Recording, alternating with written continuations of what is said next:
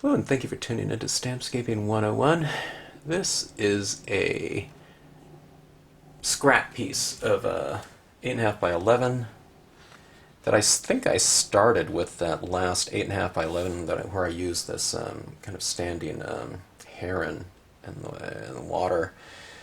And I don't know, I had something on my stamp, my moon stamp, so I just kind of made an impression. It was like, oh, it didn't stamp out in an area, and oh, here's another. You'll see it if you kind of watch this video, but what I start off with here. But if anything, this is just kind of an example of kind of taking something, that I don't know. I didn't. I was going to toss it out, but I thought it'd be a good example of one of the things that you can do to a scene maybe that isn't kind of going as expected and might even have a few mistakes, definitely unintentional marks that you didn't want, and kind of what you can do with it. So this is a fairly large piece of paper, so I thought, well, there's all kinds of different possibilities that you can do with this still. And if you watch this video, there's another moon in here that I've just kind of stamped over, and you can't even see it now. It's kind of just eradicated, but kind of just doing, I don't know, just going on with a composition and seeing where it takes me. So anyways, this one is full of textures, and it kind of is in response to a trip to the lake that I made yesterday. This really local lake where we go on occasion. I just kind of wanted to get out of the house and to get a little exercise and take a walk, and I was really kind of checking out a lot of the textures that are in the water. And as I mentioned in the video, I took a few videos, and they're up on the website. I mean, the Flickr site. If you've ever checked those out, I have links to it on my website too. But I don't know. I really love those textures that you can see in the water. And I was just there at the right time of day, but it's really kind of in the spirit of this image, or this image is in the spirit of kind of the water patterns that I saw out there. So I really felt like using this, and I thought I would apply it to my latest video here. But there's all kinds of different possibilities that you can do with kind of your foundation compositions, no matter if they're going in the direction that you like or don't like, And my point of this whole video is, I would try to stay with it, see what happens, and oftentimes, that's where my new kind of methodology or tweaks to my methodology come into play, or become, I don't know, are invented that way. And it pushes my kind of I don't know, my repertoire and techniques that I utilize in my certain types of media. It pushes it even further, and that's how kind of we are able to break out of our comfort zone. I don't know, I said that very awkwardly, but anyways, stick with it and see where it gets you. Alright, so if you watch this video, I hope you enjoy it. If you have any questions, drop us a note in the comment section. Okay, let's see what we can do with this piece of paper that I had a couple of kind of bad impressions on. I don't know, I had something stuck on this stamp right here, so I stamped it down and it didn't stamp out right here. I'm not using stamp positioners usually, or I don't know, what do you call those, different types of devices, but so I couldn't, I don't know, I could try to match that up again, but I don't know, I took that out, so here's a clean impression of it right up there. But I had this 8.5 piece by 11 piece of paper, and I don't know, I was just going through all the scenes that I've been stamping and spraying them today, and I came across this, what would be just a throwaway piece of paper. But in the spirit of, what I talk about in these videos, I don't know, from time to time, is you gotta have to let scenes develop, okay? And sometimes, what you think could be an error that's, that you just cannot repair or build upon, I believe that in most cases you can. And when I say most, I'm talking, 99% of the time. I mean, if someone really just kind of, you're almost done with the end of the scene and you stamp something out and you completely butcher it, then yeah, but most of the times in kind of the preliminary types of compositional structures that you're establishing, there's so many things that happen between, the coloring and the end result, that a lot of things that happen kind of in just the scene building portion of it, they're barely noticeable if there was something that was unintentional and could be a little bit more kind of a distracting type of mark that has been established on a piece of paper like this, or a scene, or whatever. I mean, if you're working with something like an inchy or something like that, something goes, isn't an air. An inchy, by the way, is a 1 by 1 inch little tiny scene. But by and large, when you're working with, a card-sized scene or something like that, there's always so many things that you can do. So I would recommend just sticking with it and seeing what happens. A lot of the best types of techniques that I've established for myself, just in my own personal style, has been established with the use of kind of a scene that's kind of gone, quite a bit away from kind of an initial concept. Now, I don't go into my scenes with, real firm idea of the end result, but sometimes where even the gist of it that I, thought I was kind of moving towards has really gone, astray, and I don't know, things look kind of ugly, to say the least. End up being, pretty good or really good, and along the way I kind of developed some sort of technique as a result of having something that isn't what I completely expected, okay? Alright, so this is called Mystical Water, and I have an idea for a composition that I can do with this. Now, I have 3 moon impressions, but I think one of them I'm just going to really kind of bury in tone, and I'll go with the other 2 impressions of them as kind of a, pretty strong focal point of the piece here. So, anyways, Mystical Waters. I was at a lake yesterday. That's only a few minutes from my house, and I don't know, just kind of sitting around, and as the kids were playing, my son and his friend, and I was looking at the patterns in the water, and the patterns in the water are really similar to what I'm going for in this scene here. You can see some of those little patterns in my Flickr account. I posted those on to my Flickr photo account. I like to shoot a lot of black and white, but especially when I shot the little video snippets yesterday, you can really see these patterns very distinctly. Sometimes I go into black and white just because it really kind of focuses on what I think are the strong points of a given visual. And in that case, it's real strong reflective patterns of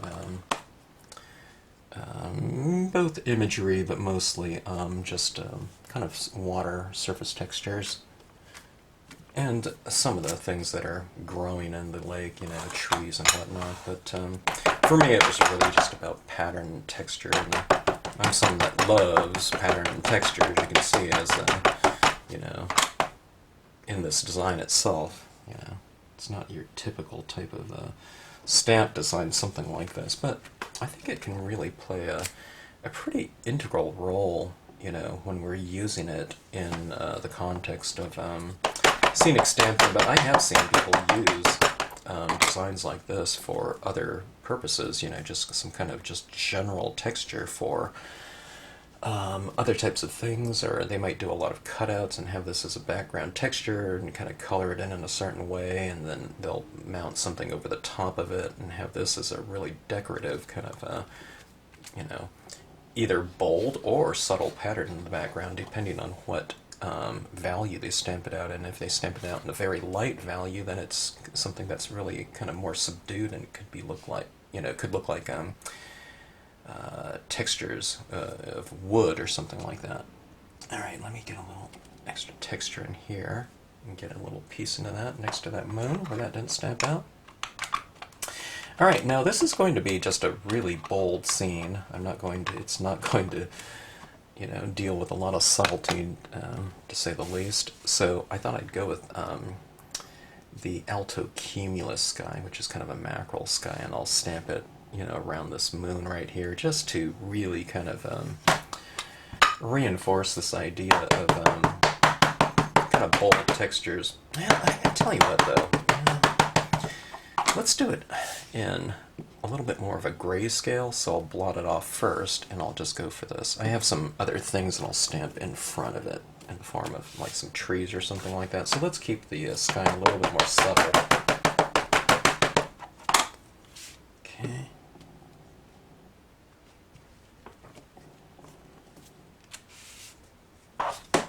So going for that kind of ghosting, I can go for a little bit darker on the perimeter here. So I'll go for something a little bit lighter in here and darker out that way. And let me see it. Let me go for the smaller version underneath this moon here, and so I can kind of get in there a little bit more.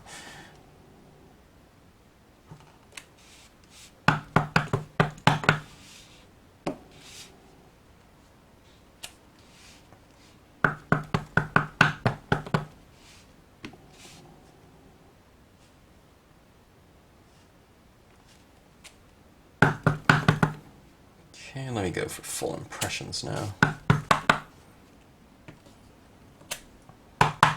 Something like this. I know this looks crazy. It does to me too. And sometimes I question my my layouts about what they'll kind of eventually look like. I don't do a lot of the same scenes over and over. Well, no, I shouldn't say that. I just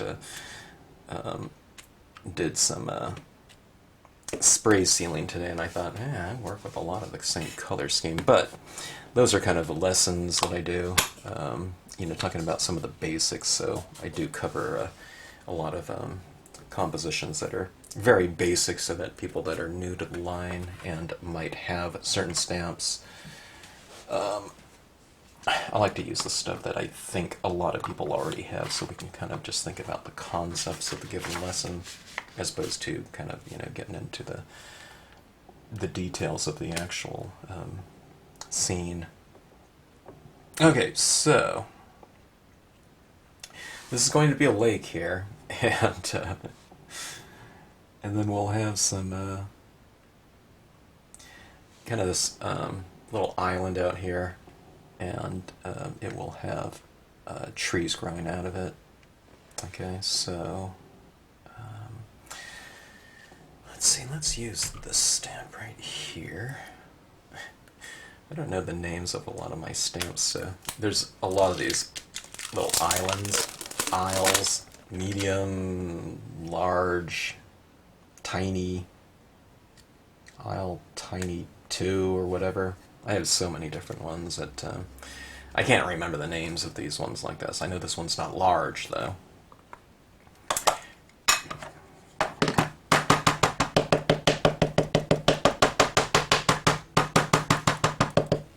And this composition looks pretty crazy to me.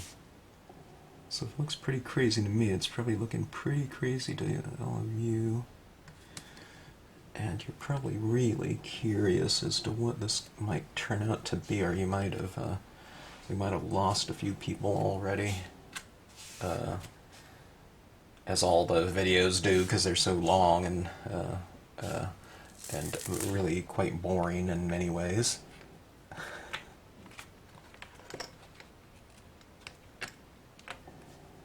But for those of you that do watch them, I certainly thank you. Okay, this is another different one here. I can go for the same one again, but I'm going to go for this other one, and I'll put it right back in here. We'll kind of have a little bit of a, I don't know, I don't know if I call it a chain. This is, these aren't really islands or something like that. They're kind of just more, I don't know, raised bits of earth, in a pond or something like that, more than anything.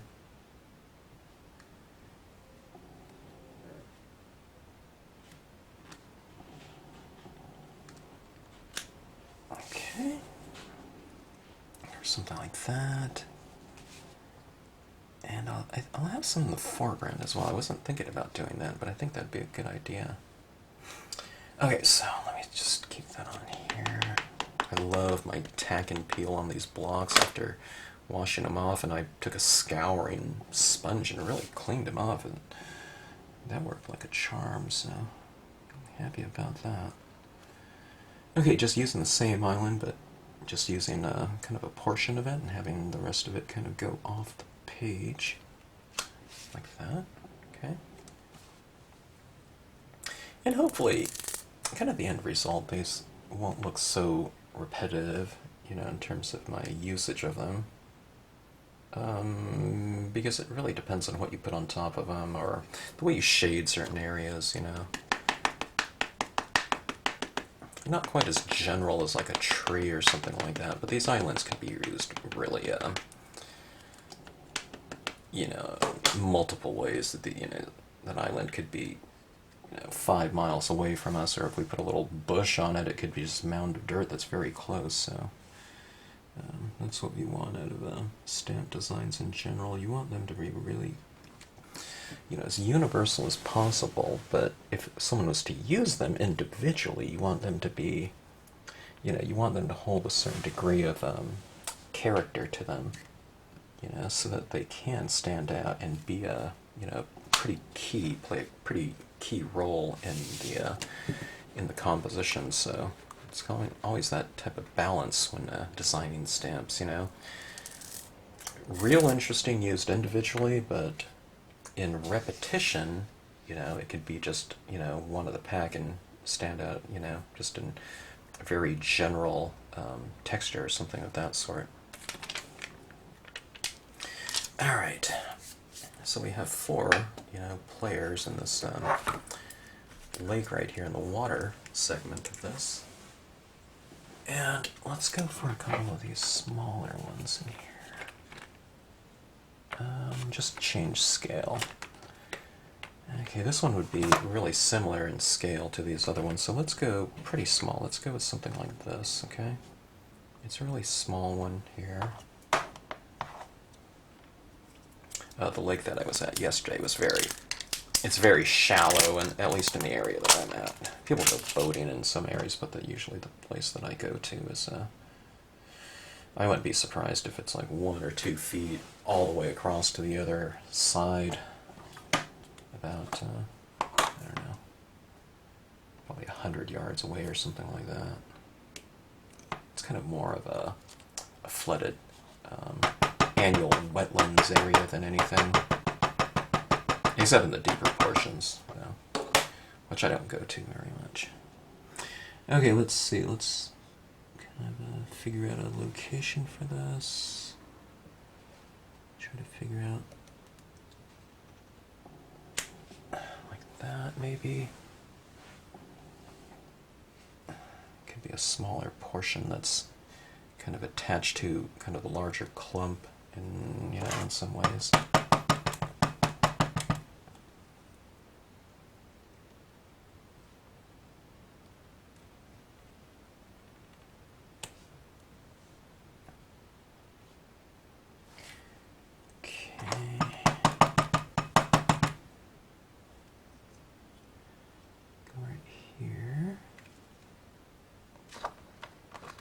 Oops.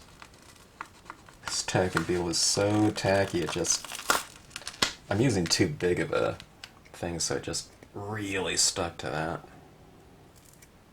It really bent my paper here. Let me see if I can counter bow it. Alright, that's fine.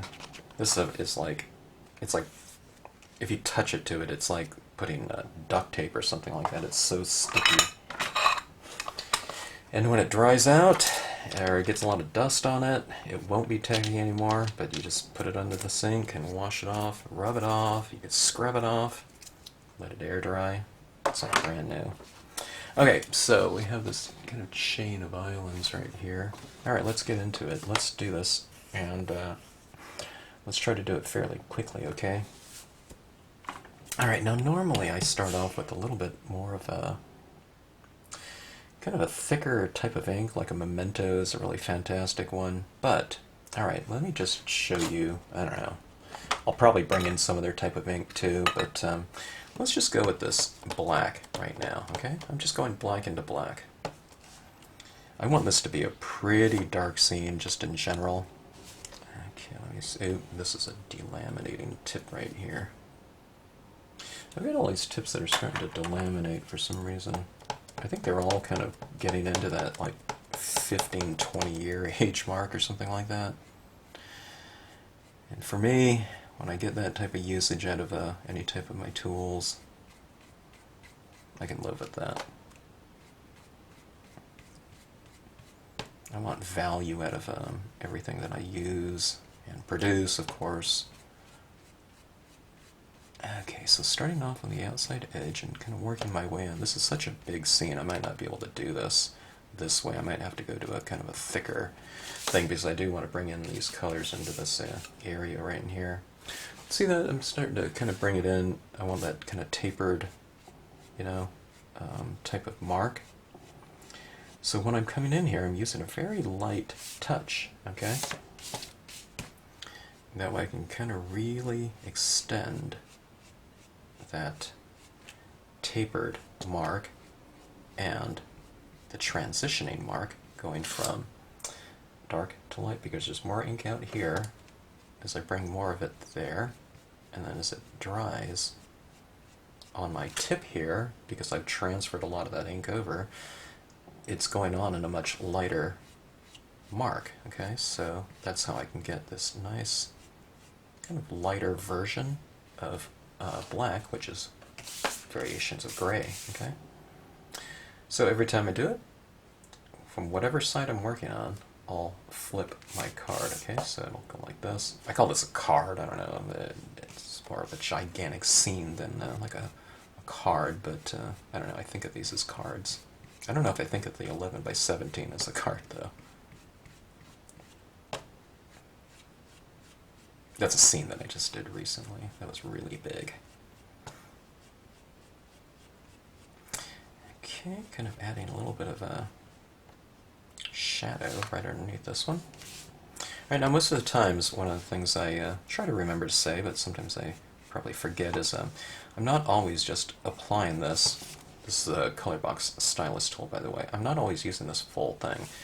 I have it on its edge, so I'm getting more of this kind of narrow mark, and then see as I go over it several times, it's getting a little bit thicker, but that's easier to kind of spread than the full thing like that sometimes, okay? I mean, you can see, I mean, it was okay there, but there's more contact with the paper, so it's a little bit more draggy, and it pulls on my foam here. But if you're using a light enough touch, and most people that kind of have a harder time with this, they're trying to apply too much ink too fast, so instead of, I don't know, I probably did about 12 strokes, 1, 2, 3, 4, 5, 6, 7, 8, 9, 10, or something like that. 10 strokes to get that, but one stroke would look, very light, like this. It's barely noticeable. And sometimes people get a little impatient when they see something like that, so they want to press harder, and then they put more pressure on the tip, and that's more stress on it, and there's a higher chance of, say, tearing the tip or something of that sort, or getting the type of mark that they don't want, which is kind of more harsh, like, like that. Okay? So and it doesn't take too long, and it doesn't, it's not going to take forever. Just kind of stay in that one area and drag that across like that. Right? Now it's going to be much easier too if you're using kind of a thicker style of ink, which is anything but Marvy, okay? So this Marvy, just in, technique-wise, can be, one of the more difficult ones to work with, but that being said, it is really easy if you just use kind of the technique that you want to apply when using these types of tools with the ink and media that we're doing. Okay, dye-based inks. Alright, so see, that's kind of, it's halfway done, on that side, and I just kind of need to bring in the other side. This is a little bit too bare in here, but I'll try to extend some of those streaks across like that, okay? Now see, don't try to ink up this whole thing, just stay in that area longer. People want to do this, like this, but you don't get that nice kind of transition of working in one spot like this, for a while. Okay? So really kind of extend that over and just stay with it. Think about just going for like one streak or something like that.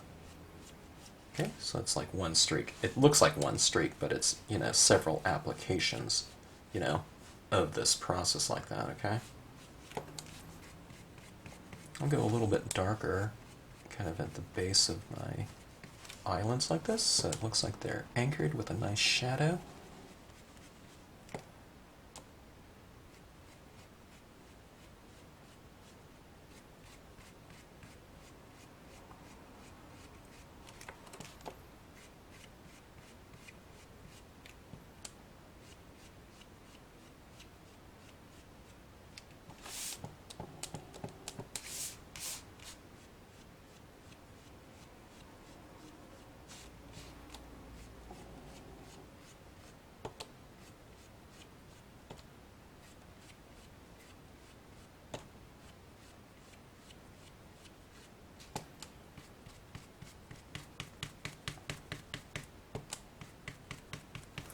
Now when I'm doing this, I can tell that it's getting a little bit more saturated, with this ink, where I've gone over it several times.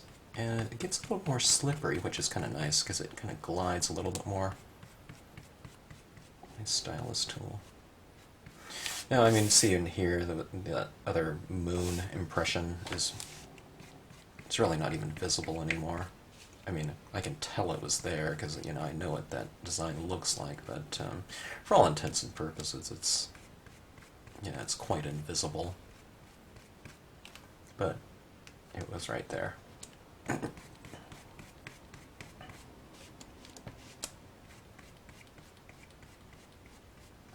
Alright, now I'm being careful not to go over my moon. I want that to be kind of a nice reflection. It wouldn't look so crisp like that because there's, this ripple in the water, but,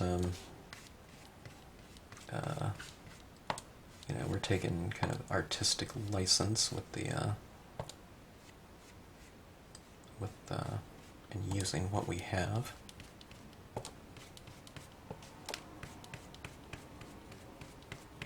In the form of a, impression of a moon. I don't have like a wobbly one, which it would look like.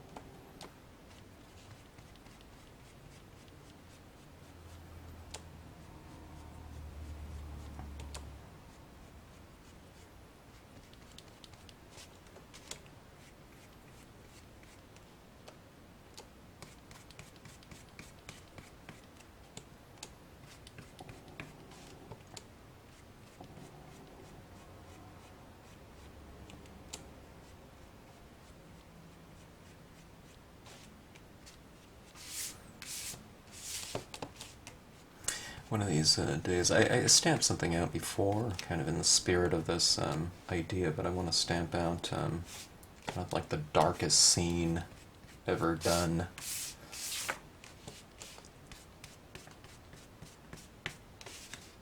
Which probably won't be too different than something like this. And the scene, though, I mean, it can't just be, just some blackened thing, it has to be some kind of legit scene, for a reason, not just for the sake, well, I guess it is for the sake of being, really dark, but, there has to be kind of in context, which is the idea. And sometimes you can't just stamp it out and have it just completely black, because, what I want is contrast too, so I want some area to be a little bit light at least, because when you have something light within a given space, the darkness seems that much darker by contrast. So somewhere along the line I'll do that.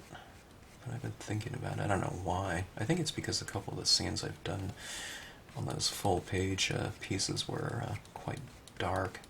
One of my favorite ones was the one with that silhouette of a crane or egret.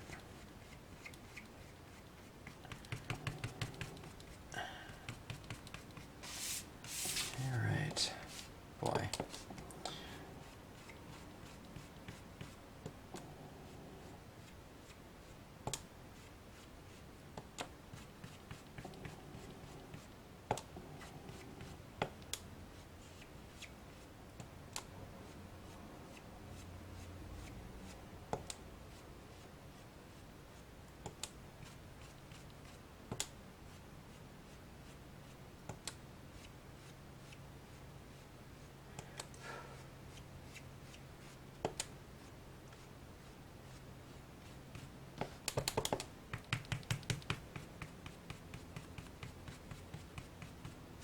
Sometimes after I get enough ink established in some of these corner areas, what I'll do, it's so wet I can just kind of squeeze some ink out, and then I'll just kind of drag it up, drag it across, and it's a little bit easier to kind of handle.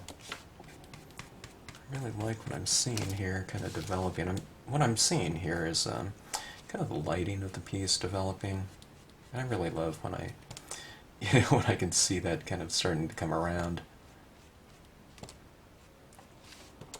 Usually the first couple colors, I mean, while they're really important because they kind of establish the, a given color scheme, lighting scheme, shading scheme of a given scene, I'm just kind of, I'm doing that because it has to be done, but, the thing for me is I love when a scene starts to really kind of come around and start to reveal itself in terms of kind of the character that it is going to and it's going to end up being. And like right around now is when I'm starting to see that. You can kind of see the I don't know, I don't know what the word, how it kind of resonates or something like that. All right, now I want a horizon line up here, so let's see. I think I have it. Let me just grab this piece of paper, just a piece of scratch paper like this. I don't know if I want it higher. I like this little streak right there, and I think that looks pretty good right there, so let's just do that. Alright, let me do it like this and hope that's straight, not at an angle. Okay.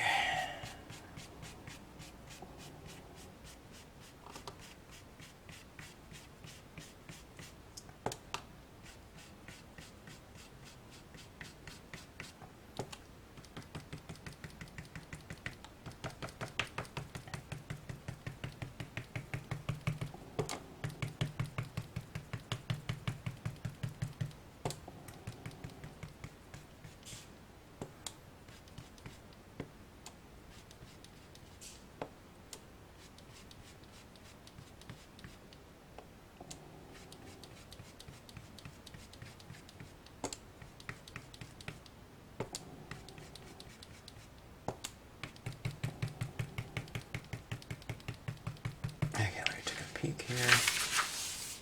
There's the horizon right there, of course. You see it right in here. I kind of lost the silhouette of the shape of this one. That's all right. Okay, let me get in here and add a little bit more tone back in the distance, like this. Sometimes you really have to kind of keep layering it. Just doesn't seem to want to get very much darker real fast, which is kind of good in some ways, but sometimes you would just want it to get darker faster. And when I'm saying that is because there's so much ink over here that when you kind of add more, it doesn't build up as fast because it has to kind of set a little bit. But that kind of that characteristic is also the thing that allows you to kind of blend it in a much more, you know, smooth kind of fashion. So it's, you know, it's not something that's you know, a negative by any means. Okay, let me see. Let me get some of this grayscale black in here a little bit more. Okay, that. It's kind of really popping that moon out from the background, isn't it? By making the area around it darker. Certainly kind of giving it more character. And making it really stand out more.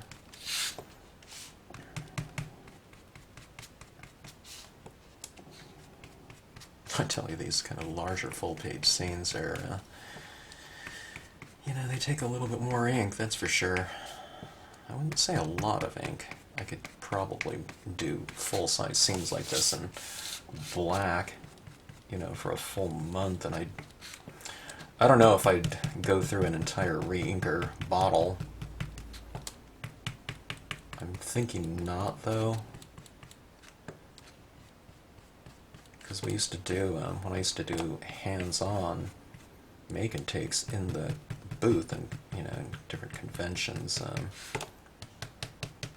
you know, we went through a lot of ink. And we weren't doing full-page scenes or anything like that, but I don't know, I still don't remember throwing away bottles of ink, you know, running out very often.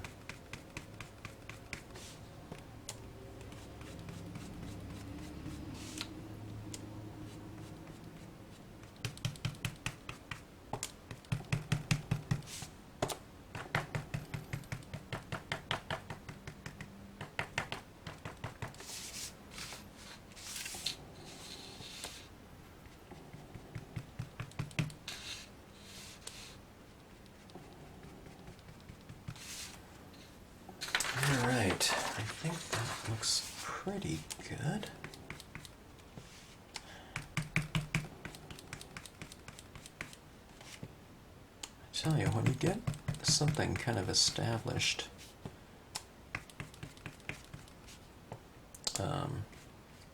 in terms of the kind of the atmosphere, I'm sure it's fun to kind of reinforce it. Because I don't really know what something's going to look like in terms of the, I don't know, I guess the spirit of the piece until, you know, until it happens, so.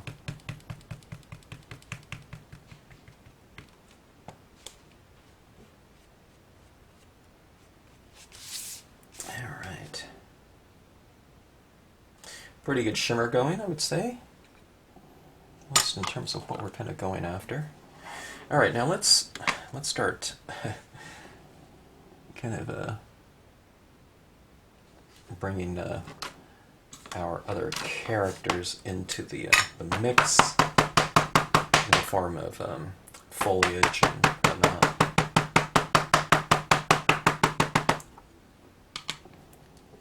Okay, this is Pines and Rocks right here. I'm just kind of going for the pine tree portion of them, though. Okay, so I'm masking off some of the island.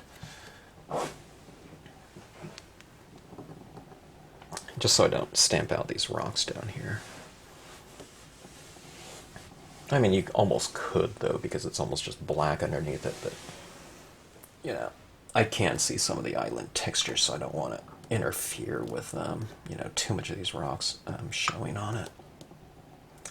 All right, now I've applied a lot of ink in the background here, so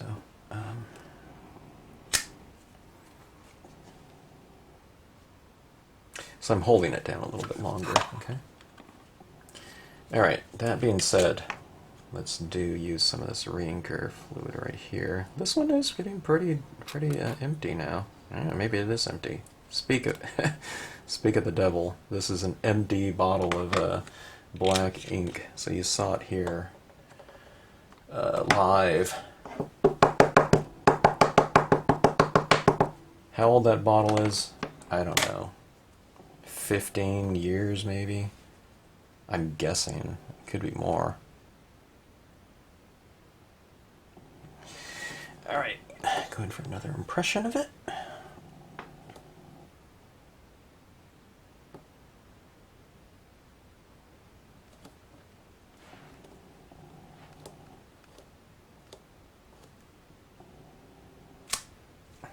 Much darker. I guess I needed to re-ink that for sure. Okay, now let's put some more right up here. Okay, mask off this one.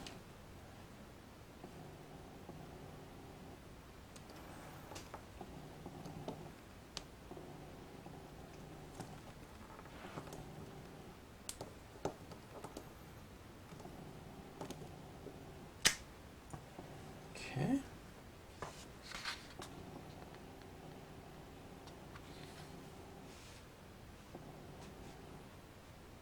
I don't know if I want that. I think I want to push this depth a little bit more by putting in some other types of things on these closer pieces here.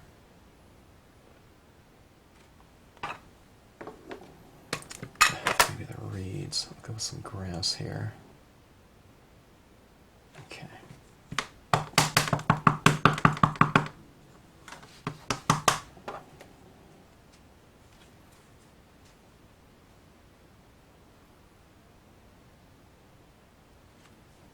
So by putting these reeds here, we're seeing that there's quite a distance probably from this little island, to these foreground pieces in here.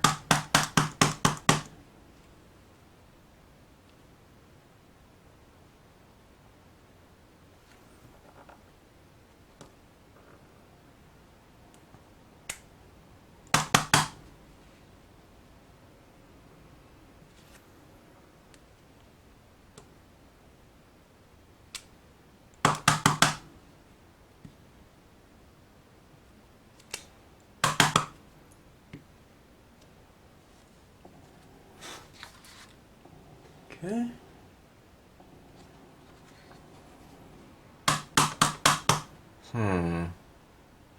Maybe not this one. Let's go with, let me see if I have my other.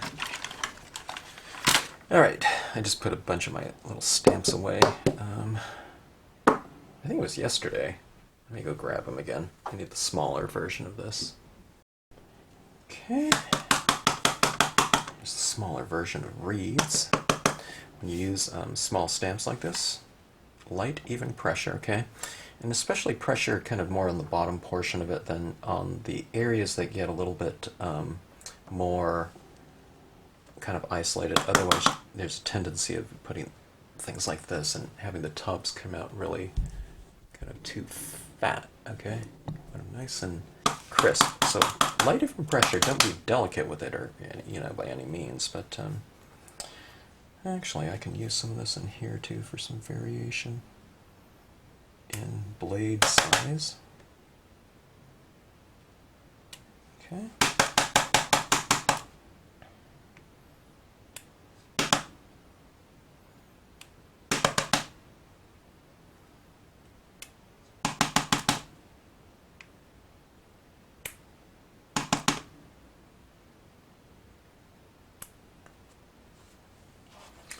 Okay. Something of that sort. It's kind of moving in that direction of, some of the visuals that I witnessed and tried to record yesterday. All right, let's go for kind of a different texture in the background in the form of this dead pine tree.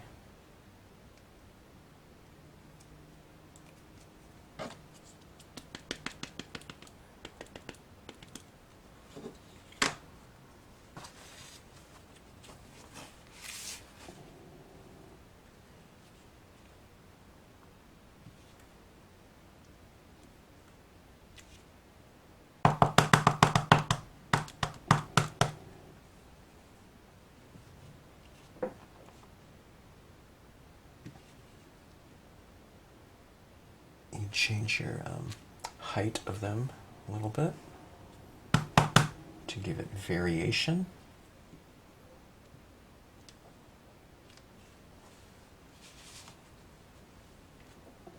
There's certain groupings of numbers that are really kind of conducive for compositions, you know, and balance in terms of, they say things that are in groupings of odd groupings, you know, numbers. You put things in groupings of 3, 5, and that's a little bit more, creates a little bit more harmony, kind of from a visual standpoint. And that's the way I've done these trees on certain branches, and on certain branches coming out of the main branch, there's certain numbers, so you know, for something like as small as like this little type of thing like this, you want kind of there to be a certain visual harmony within that piece, and I think that tends to lend itself to the overall kind of a visual harmony within you know, kind of a larger space. And those are the types of things that I really have fun with doing in kind of design work when you're working on them, when you're kind of finalizing them, and kind of after you go through several different layers of kind of rendering techniques, you can get down to some of those really kind of fine point types of things that I think can, I don't know, I think they hit people more on, boy, this is really hard to take off. Here, I just washed this one yesterday, but I think, you know, these types of things, you know, in terms of breakdowns of certain types of numbers of little nodules and stuff like that, I think it can hit us more on kind of a subconscious level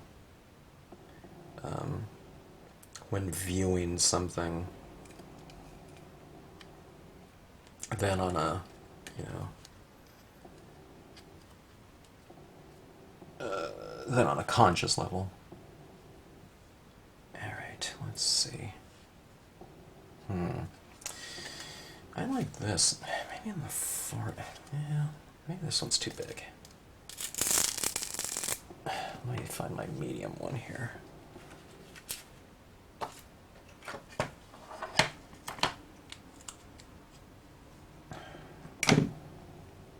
Yeah, let's do this one. This block is a little bit too big for this image, but all right.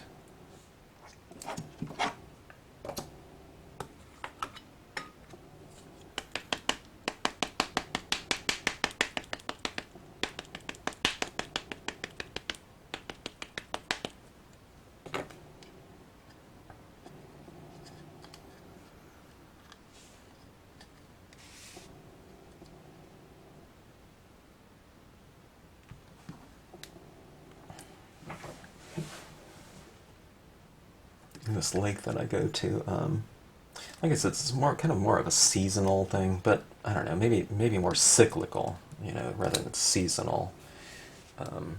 You have these trees that kind of fill in the lake when it recedes, which is a lot in California with all of our droughts, you know.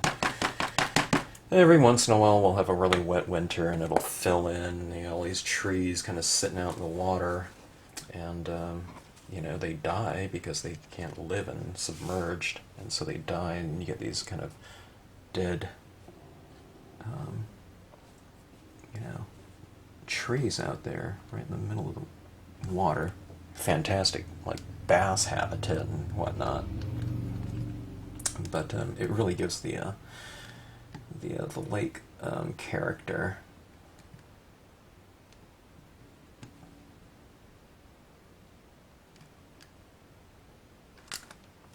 Someone once told me in a scene that I was stamping out, they wrote in the comments, by the way, you know, trees don't grow out in the water. And I said, well, no, they don't, but there's seasonal types of, you know, conditions. And they don't live out in California, with all of our droughts and everything like that. They probably are thinking of a lake, and it stays pretty consistent, where they are. It never goes up too high, never comes down so much.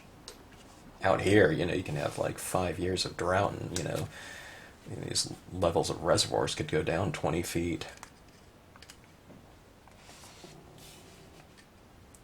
All right, let's go with another one over here.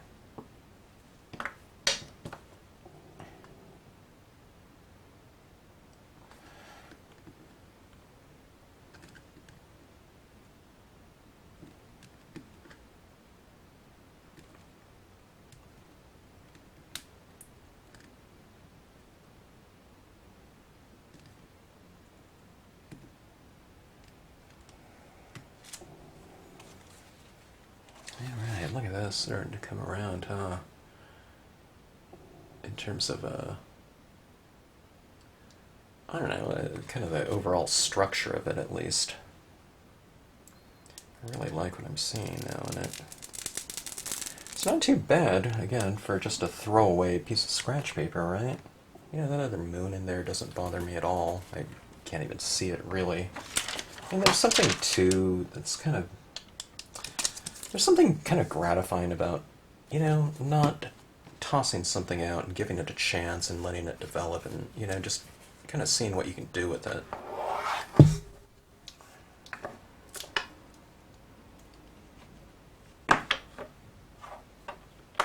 Alright, now, I think I want some foreground in here as well. And I think maybe some larger pine trees. Let me go grab them. But definitely something for the foreground, I would think. Or, I tell you what, let's wait till the end when I put this in, though, because I'll do this in a nice, really dark VersaFine here. All right, now these are looking pretty wet. The impressions that I just made, I can just see that. You can kind of tell, I think. Can you see it? Some of these are just, they're wet. The impressions are still a little wet, so. And that's because I've applied a lot of tone down in certain areas right here, so the pulp of the paper is a little bit wet, and then when you stamp into it, you're stamping kind of wet into wet. So it's not drying by kind of absorption as quickly, and therefore we'll have to allow this to set up a little bit. I can just see these little beads of kind of wet ink sitting in there. And if I plan on bringing some additional tones in here, okay? We have that blue up here, so blue would be kind of the natural thing to bring in here, especially for this moon in here in the background, stamped in blue, so blue would be the tones that I'll use in here. But let's do that after everything dries, and we'll kind of resume the process at that time.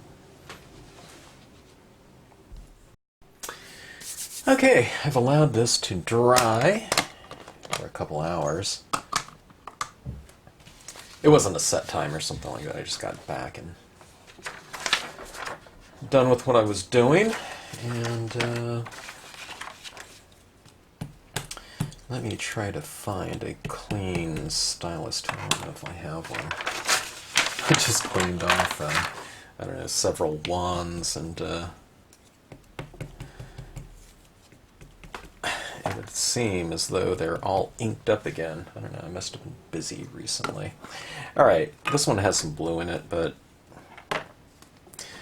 that is fine. I'm going to use some reinker fluid here. Maybe I'll use a little bit more. Okay. This is a very light blue reinker ink. Alright, but something like I've mentioned it before, like a Memento Summer Sky would be great.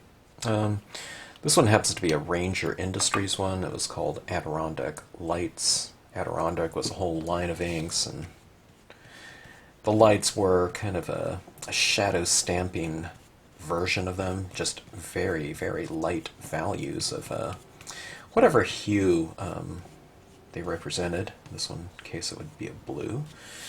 And, I don't know, obviously the Adirondack line was It was very, very popular, and became a little bit dated, I guess, and they wanted to go with some new lines, and the Adirondack lines, including the lights, were discontinued.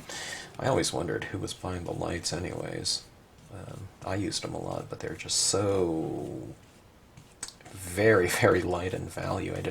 I wasn't quite sure of what application. I mean, not, there weren't too many people just, doing shadow stamping, stamping one stamp and then stamping it again in a very light value, just to create the shadow. It was a great concept, but the colors work great for me in terms of, base coat. Here I'm using it more like a tinting medium,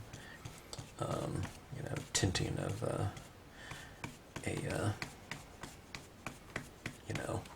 kind of an already established lighting scheme in here. But I don't know, they were around for quite some time. They were under, in a previous incarnation before they were called Adirondack lights.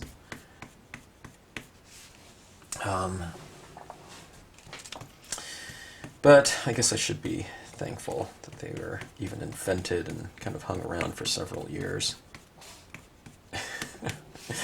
It's always one of those things when they're around, people aren't really into it in too much of a hurry to get them, but man, when they were discontinued, it's like, where can I get those, And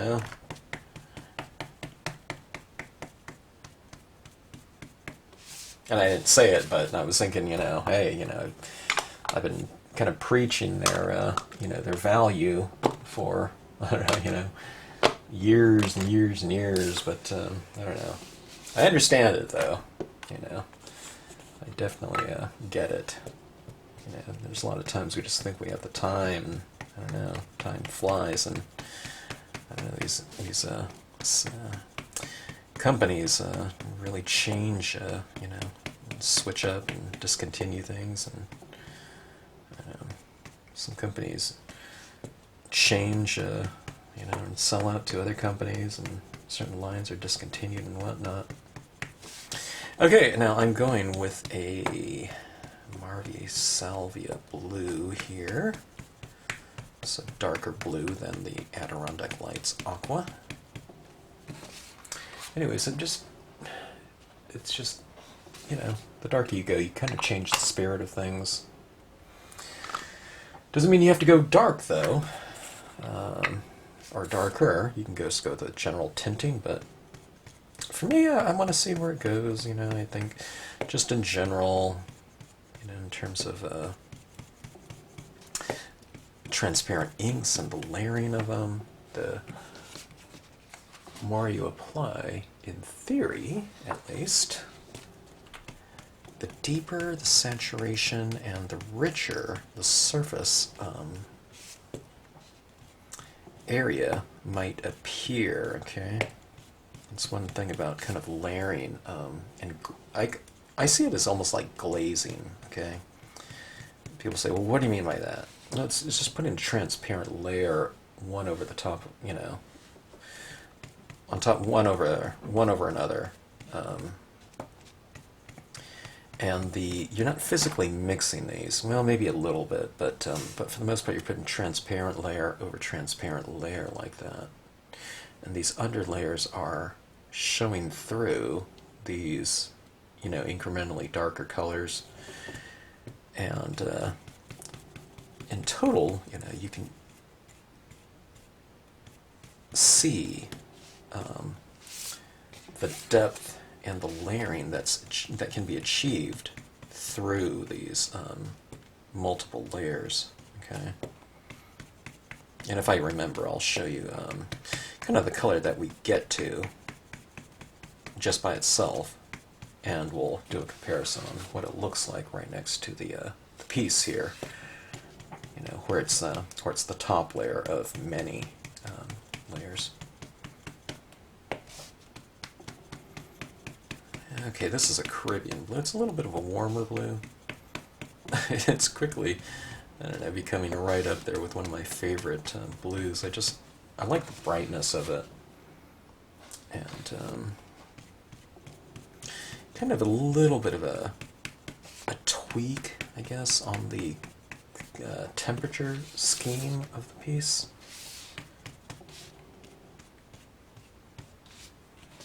Okay. All right. Let's see. I'm trying to decide on what color I should go with. I'm looking for, yeah. I always hate it when the color that I'm looking for is like right on the bottom of a stack. I stack my memento pads just, to, make room on my desk here. I don't have one of those pad organizers right on my desk. I do have one kind of over the side. Maybe I should put this right in front of me so I can just grab one ink pad without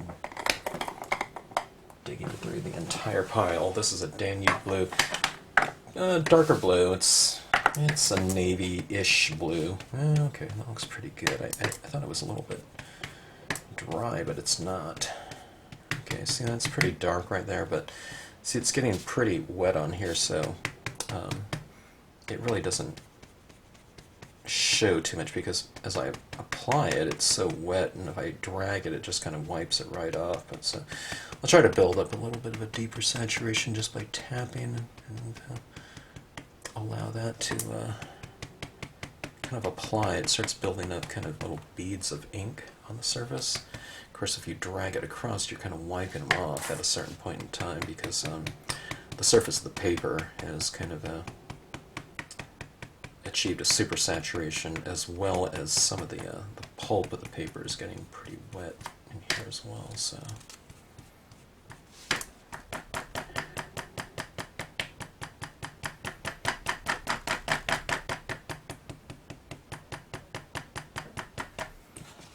Okay, see that little bit of a change? This is kind of without any of it down here, and that's with it. It's subtle. Okay.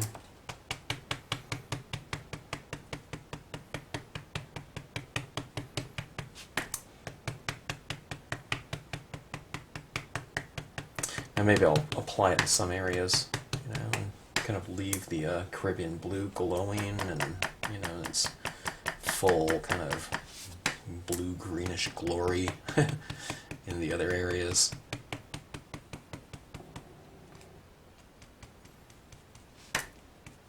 But anyways, getting there, what I was saying again, kind of about,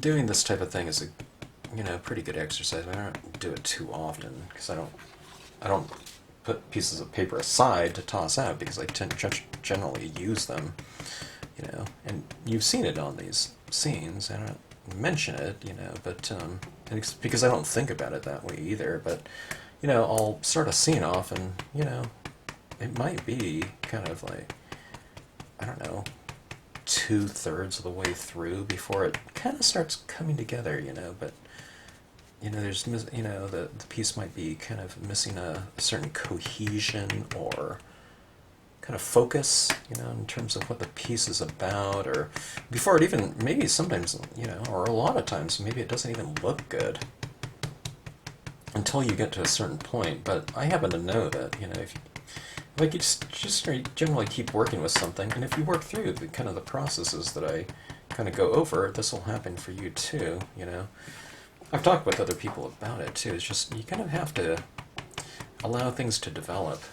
And, things will start coming around. I mean, every scene's going to be different. But, I don't know, by the time you layer things in, you add foreground, things like that. I mean, it could be as extreme as mist stamped impressions, just which was like blah, blah, blah. I mean, this moon right here isn't even showing. Now, the scene is kind of a perfect kind of type to eradicate entire stamped impressions that you don't want, because it's gotten pretty dark here, but there is a lot of surface area on here, and it's been filled in, and I don't know, I think things look fairly purposeful.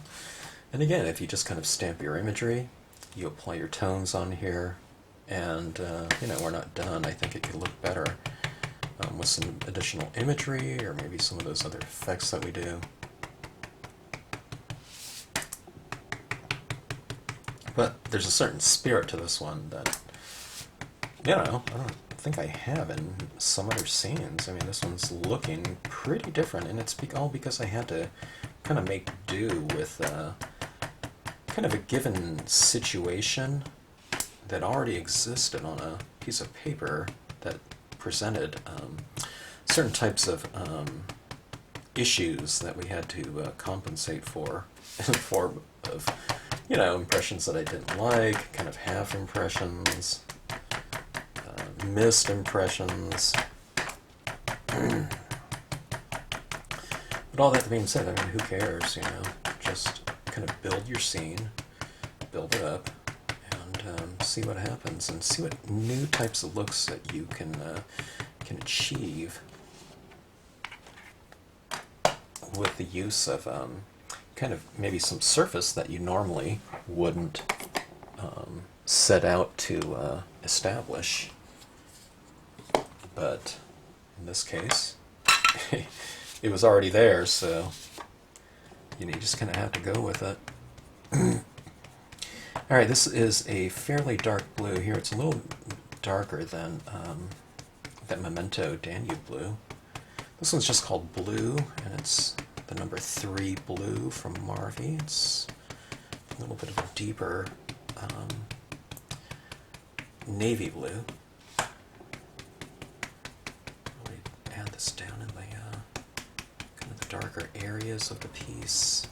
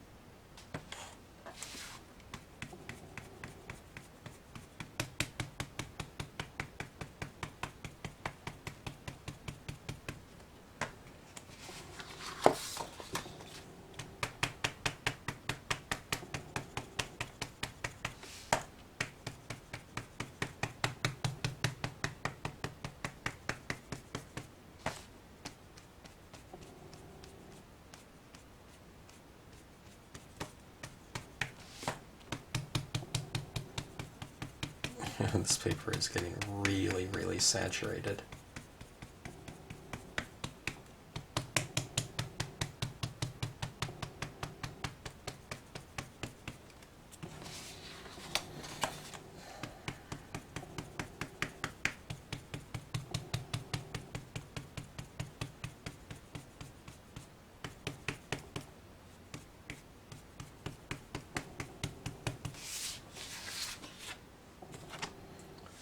Okay, let me see if I can find, I think I see it, my Prussian blue pad. I wonder how many more of these I have. I wonder if this is my last one. It's an old one. The material still looks pretty good. It's not disintegrating yet,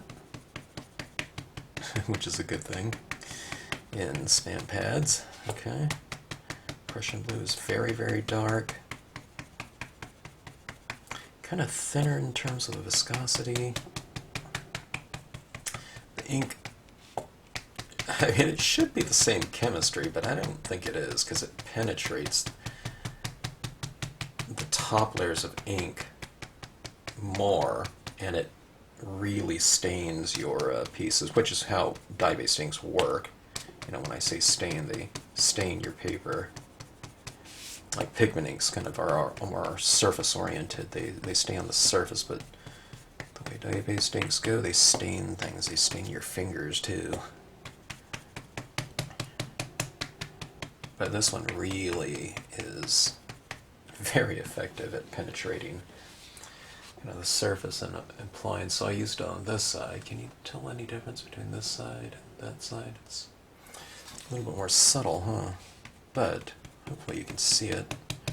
See, I'm really kind of adding quite a lot there, kind of dragging that out, but it sticks a lot more than that number 3 blue or like even the Caribbean or something like that. Especially, it comes in handy that it does penetrate and stain quickly because of just how wet this piece of paper is starting to get. Or, I mean, it's not like totally damp to the touch or anything like that, but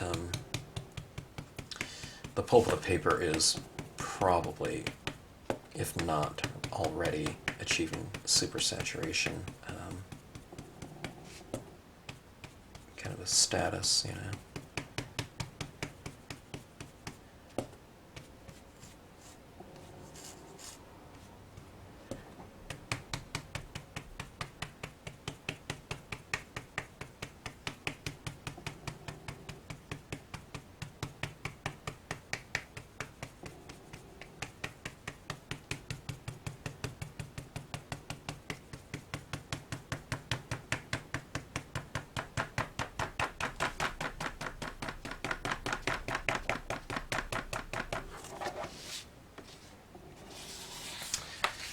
Oh, look at that beautiful deep blue.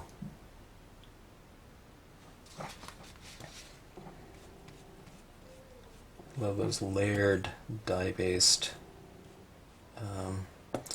transitions of color and transparent colors. I mean, it doesn't have to be dye-based things. It could be oil paints or alcohol markers. I love just layered tone, transparent tone on top of another, and just how deep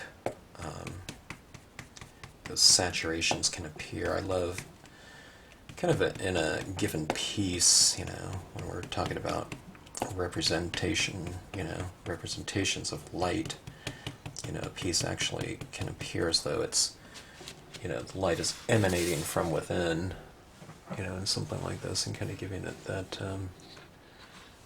real kind of I guess in this case, I don't know, it's ethereal or something like that, you know, that type of feeling. So hopefully, I was going back to what I was talking about before, you know, you want your stamps to, you know, be fairly dramatic and bold, and you want them to make a statement, but you want them to, you know, kind of serve the greater good, though, more than anything. You know, if a stamp is, unless you want, if it's like a, you know, like some kind of bold subject matter, like a grand flying eagle or something like that, yeah, you want them to stand out, of course, but you also want them to, you know, to be able to play a role, okay? And in this scene right here, you know, I mean, that mystical waters, you know, is playing a significant role in here. Alto cumulus sky, those moons in here. But overall, you know, when you look at kind of the end result of a piece, you know, my goal as a stamp designer is so that when we look at something like this, we're not thinking about, okay, look at that tree there, look at that stamp right there, and that particular area right here. That's good if you want, you know, someone's kind of observing kind of the finer details of a given piece, but, you know, you want people to just kind of take a look at the overall and kind of get, you know, a certain feeling from looking at it and whatnot, and not to be too concerned about imagery, like specific imagery. Now, you know, if someone's looking at it as a scenic stamper, then, you know, they're naturally probably going to break it down and say, okay, well, what did they do there, there, and there? But, you know, the kind of the first impression you want them to, you know, to think about it is just kind of taking in the overall and having it being kind of more of an emotional experience, okay? You know, mood of it or something like that, or the, you know, if it's, yeah, this one would be, I think this one would be more of the mood. In another person's piece, they might be, you know, trying to kind of describe the grandeur of a given location, or a certain time of year, the weather, if it's a winter piece maybe, or a nice glowing beautiful sunset or something like that.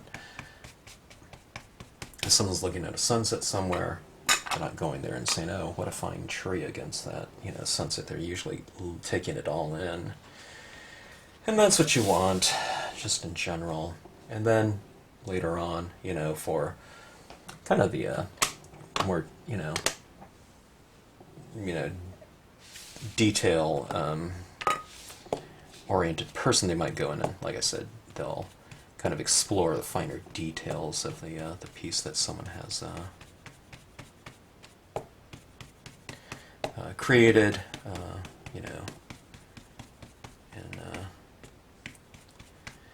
in their overall. All right, so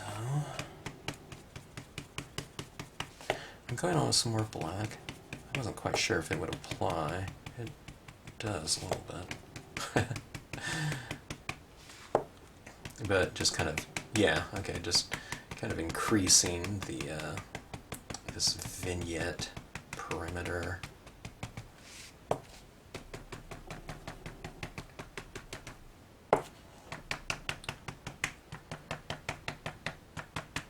I used Mystical Waters, I think, in this other scene that I did once when I was, doing a really dark scene. Not that it has to be a really dark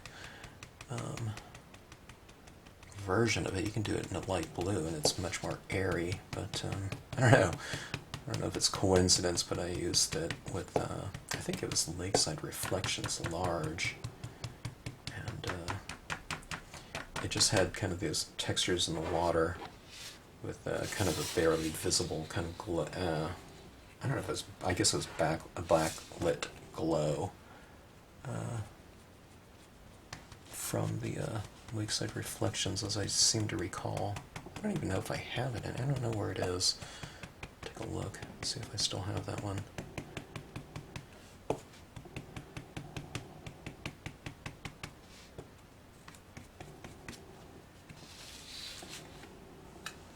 All right.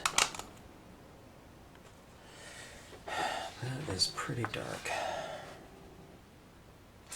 Now this one, it's really quite busy with a lot of different texture in here. So I don't know if I would really go in and, I guess I could. I can add in, as long as it's fairly bold. Well, actually, right up here, there's room for like some birds or something like that.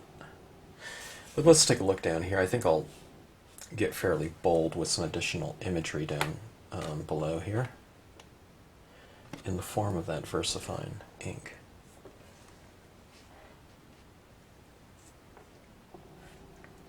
All right, I need to find some other images too. A couple of images that will go well down there. All right, VersaFine black. It's the blackest kind of fine, detail-oriented type of black that I know of. And we'll use it with Pints and Rocks for now.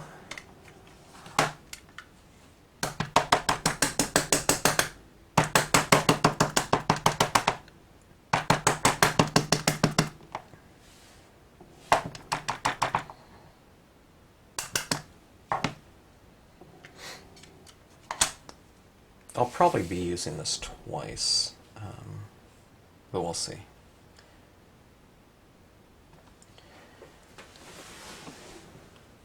Alright, now keep in mind, I always say this, but I am stamping wet, in this case, into very wet, okay?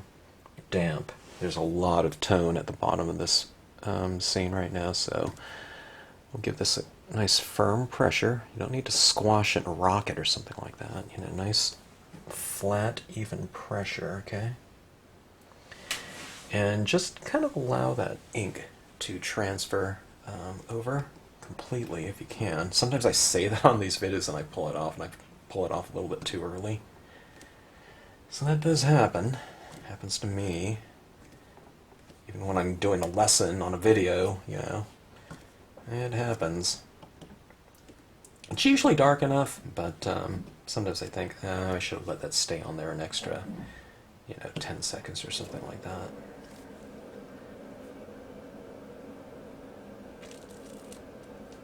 Oh, perfect. Just when I knew it. No, I didn't know it. Okay, that is really dark. See that there? And that is really juicy, and it's going to remain that way for a while.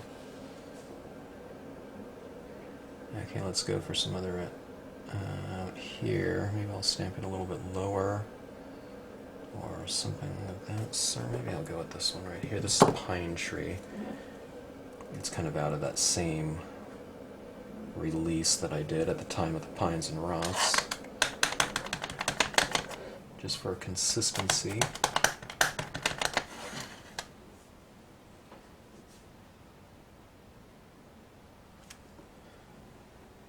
Trees are some of the hardest things to draw.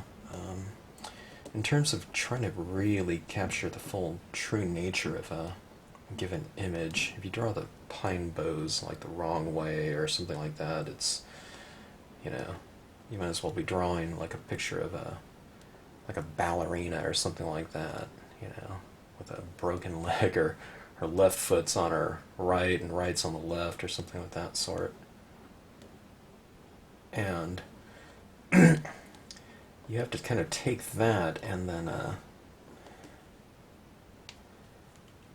take into consideration how they're going to be used in the rubber stamp form too, and know that you're going to be using these in conjunction with other images and impressions of itself, so you have to kind of adjust the kind of what they call the line weight of the bows and the trunk and everything like that, and adjust them accordingly, especially when you're doing something like this in the foreground, because inks always they expand, even though those impressions are pretty darn close to kind of my original drawings, the very nature of putting ink on this and then using pressure to apply it. It'll fill in certain areas if you don't give it enough space. You never want someone to kind of stamp out a tree or something like that and have it look, like a blob or something like that. So, that being said, where you are using pigment ink's thicker, and it'll look fine with this.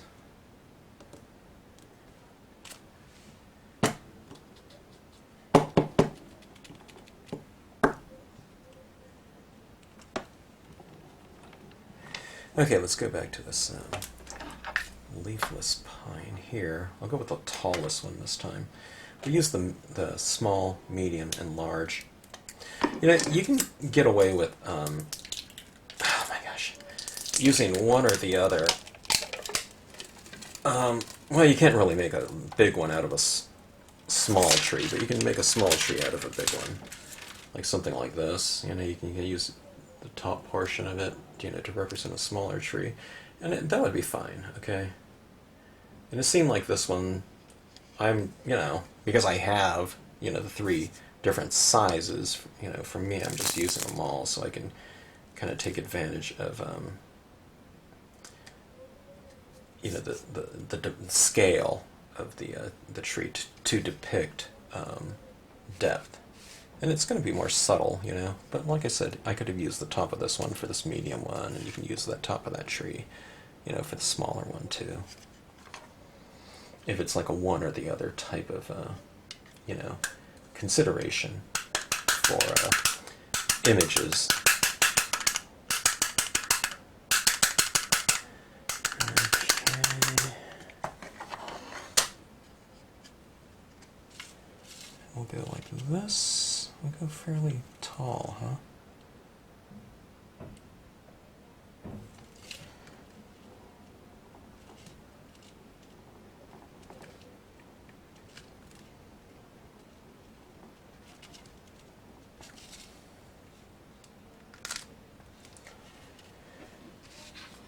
Okay.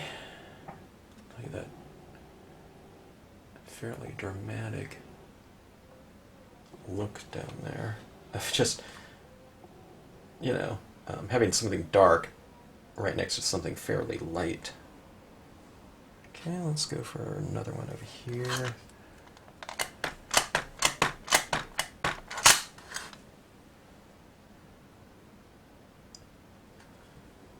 Change the height of it a little bit for variation.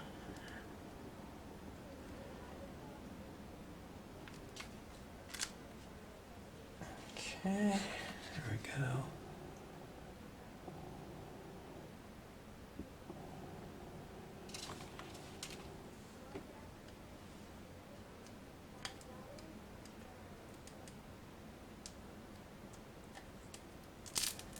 This is a really sticky piece of tack and peel. Really tacky piece of tack and peel. So always save these things. Don't toss that away, because real, gosh, I can barely pull it out. This piece is so sticky. I really gave them a good scrubbing, and it seems like it. I use like the, you know, like those green sponges with the, you know, scouring green side of it.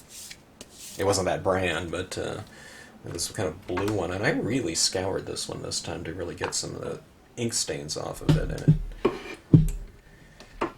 I don't know what I thought. I figured it would work, but it seems like it's stickier than ever. You know, kind of more vigorous. You know, vigorously. Utilized. Those cleaning. Sponges on there. Alright, this is my Rocks and Water. It's not a big stamp, but it's not small either. In terms of these types of textures.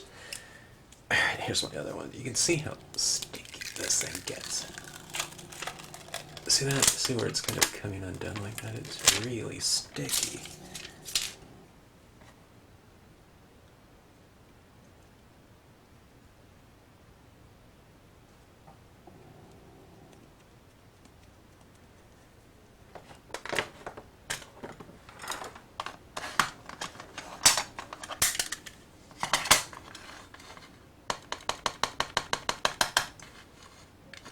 I'm going to put some extra textures down here in the water.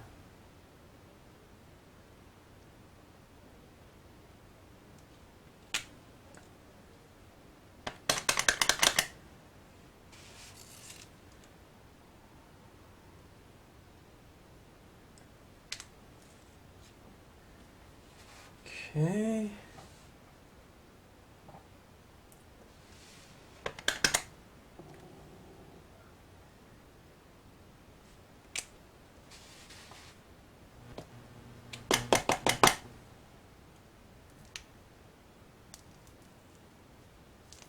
This is the larger version.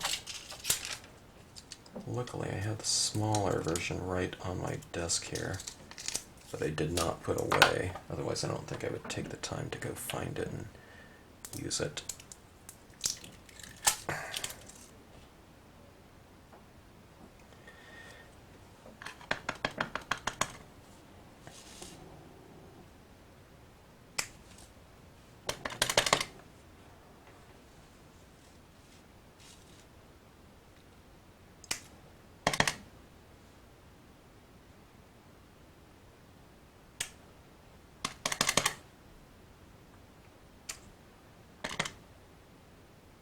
I have to be really careful here. I'm finding it's so the surface is so slippery. When I'm stamping this out, it's kind of like, you know, not dragging that much, but I can feel it slide slightly.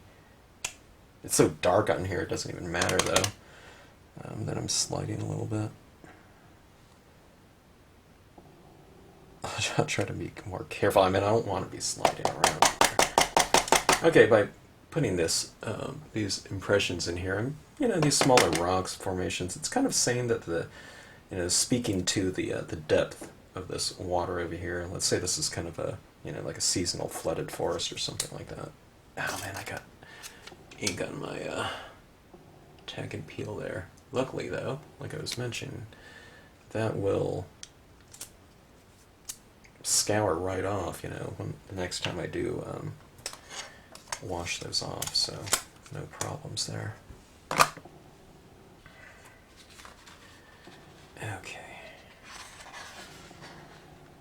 we go. Look at those textures down there. Alright, now before I forget, you know how I got to the that Prussian blue? You know, it was the deepest blue that I used on here. Let's take a look, just look at Prussian blue just kind of on its own. So you can kind of get the feel of the idea of layered depth on a given piece, okay? I love Prussian blue anyways, but I mean, I'm applying this on the same paper, okay? That's here. But this is just kind of Prussian blue as is. It's a good looking blue, but this is the layered depth in here, you know, underneath Prussian blue. Okay, you can see it really, especially in here. Okay, there's a lot of black over here too, but anyways, like, see it up there? See how deep and rich that is? As opposed to just going straight, it's a little bit more, you know, it's flat. You know, we don't have this kind of glowing undertone underneath there. All right, now this piece is looking a little bit lonely. I think some birds are in store or something like this. I mean, it's a perfect environment for some birds, so I think we might as well use them.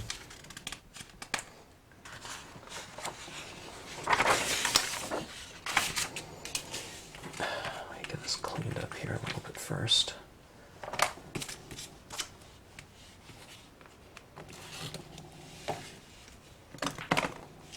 I could do this off camera, should I? Yeah. Did I think to? No. Do I ever think to do that? Alright, let me go find my... Okay, we have some different choices here. I mean, these aren't just all the ones, I have some other ones too. Here's duck trio in flight, ducks in formation, gulls, and geese in flight. They're all, you know, roughly about 3/4 inch by 1, or maybe it's a 1/2 inch by, you know, 5, 6 or something like that, roughly about. So fairly small, and you know, you just kind of, you can, now if you're buying unmounted, which most people do these days, you just stamp it on a little piece of paper and then hold it up, you know, and you can kind of move it around. We have a lot of textures going on down here, so, you know, we wouldn't put this next to something that's really dark, or in front of, usually, because it'll get just lost in the background textures, right? If I put that over something like that. This area in here, I mean, you know, I'd put it somewhere in here probably. Alright, now, I haven't used this one in a long time. It's called Geese in Flight. And I think that would be pretty good right back in there. It might be...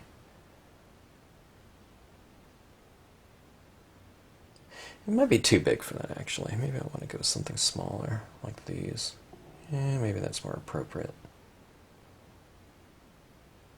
Let's do this too. Let's just utilize 5 of them, okay?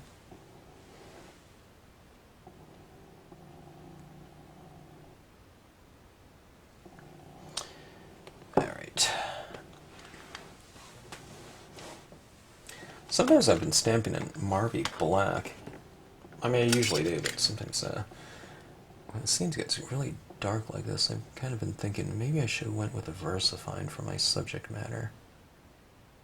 That was the case with this one recent one with the kind of the Lady Rider stamp, R-I-D-E-R. She's ever kind of in the water. I stamped her in Marvy, but the I should have re-inked the Marvy too, but it's like the waves are showing through her a little bit, so that's just the way it goes. I don't, you know, I'm not worried about that or anything like that. It happened, but I was thinking, I should have used darker color. Alright, so right here. Light, even pressure. Do not squash these little tiny stamps, okay? Otherwise they'll look like smashed little birdies or something like that. Very delicate. Don't stamp them so light that they don't even stamp out, but they are right there. I don't know, gosh, I really could use... We have a lot of space in here. I really could use some other sort of image, like a bird in water or something. The only problem is that it's really busy in here, and I stamped the mystical waters in black, so if I stamp black right over the top of black, like I said, all that pattern kind of, it competes with it, so, maybe not.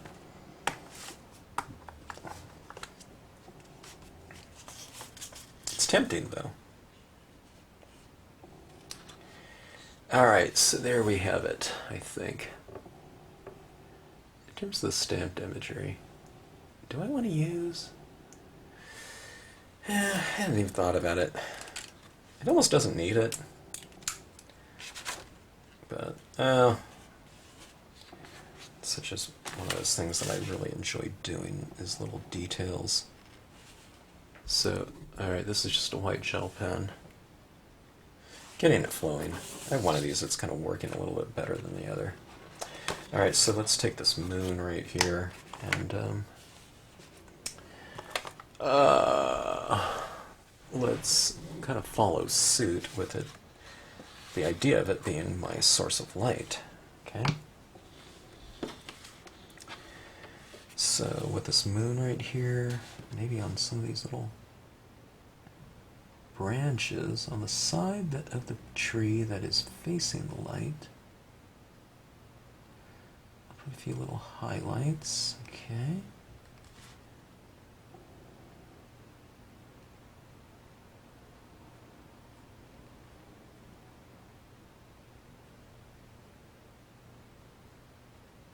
Alright, that's helping. I know I'm stamping this upside down. Or applying this upside down, but it's a way that I can get to these,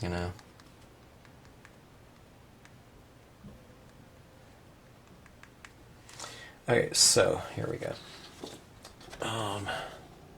Those trees on this, I put some dots on the side of the tree that's facing that moon right there. Now these trees right here, let's put them on the opposite side. We'll put them on the left-hand side because they are to the right of the moon.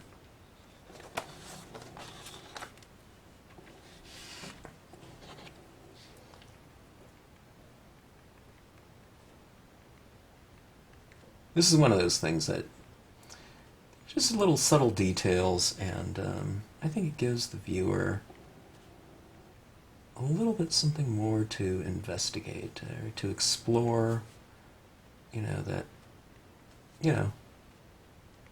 If they do like what they see, kind of on the overall, they might, look and see these kind of more fine details. It could just also be something that's very subtle and they don't really pick up, but maybe they feel it, from kind of an emotional standpoint of how, lighting is that way, real comfortable, kind of inviting light can look.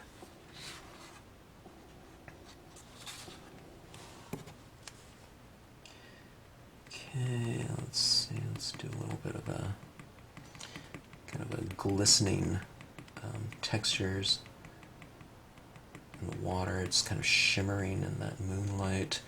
And in this scene, there's a lot of movement in that water. That's why there's so much texture.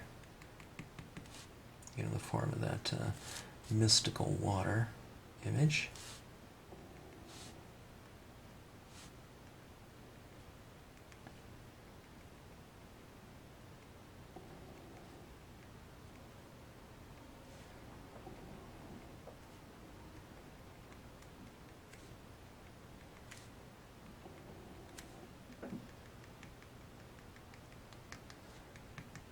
I'm not going to put too much of this, I don't think. I say that now, but I don't know, 10,000 dots later or something, but which could happen, but I don't think it's going to.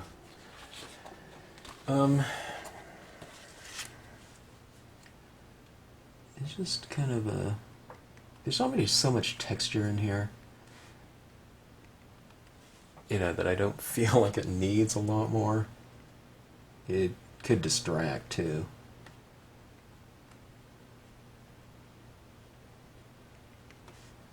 maybe, I don't know.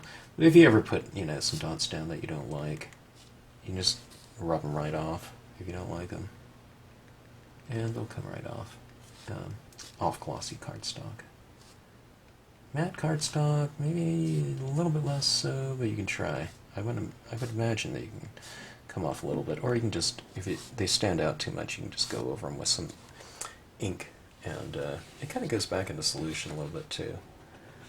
Alright, so there's some little subtle, little detailed textures kind of in the piece here.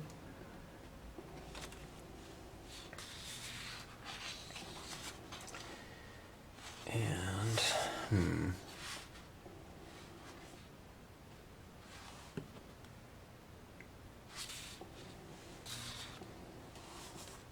I'm going to put some stars in here. You wouldn't see these on a, you know, too distinctly on a full moon night, but I just want something a little bit lighter up there.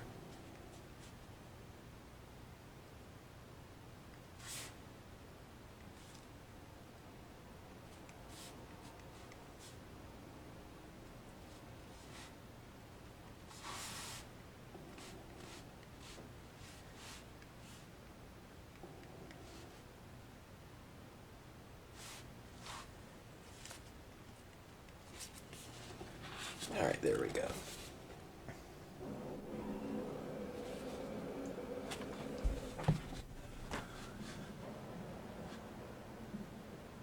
Alright, I suddenly got an idea. If you wanted this piece done, you're going to be mad at me. But I think that texture looks pretty good throughout there. And to give myself a little more of an excuse for something in terms of texture down below here, I'm going to do my little kind of a firefly type of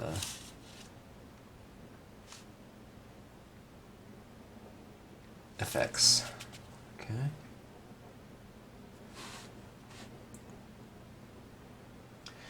Alright, now what I'm doing is these little dots, maybe as I get closer to me, are getting a little bit bigger. I think this is to be a, potentially a good spot for them. I don't know, this swampy area.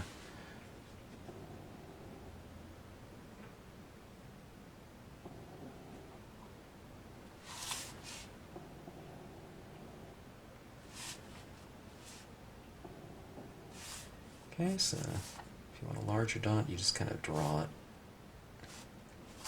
I'm real avoiding going in front of any of this pigment ink that I've laid down, because it is super wet and juicy right now.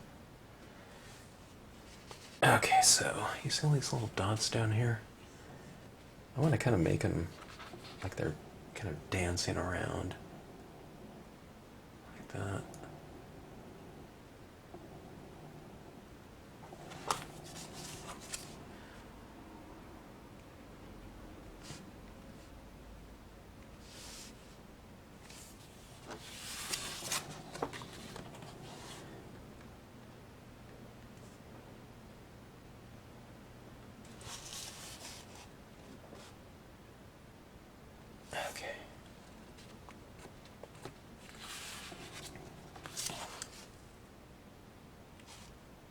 Well, apparently, when I said there was enough texture in here, I guess there wasn't. For me. Okay.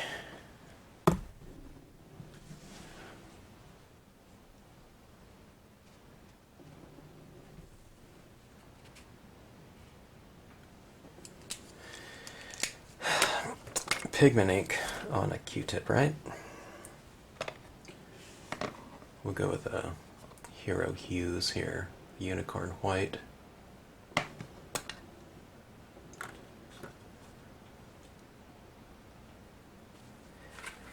Okay, if this is the first video you've seen with me, I've inked up my cotton swab here, and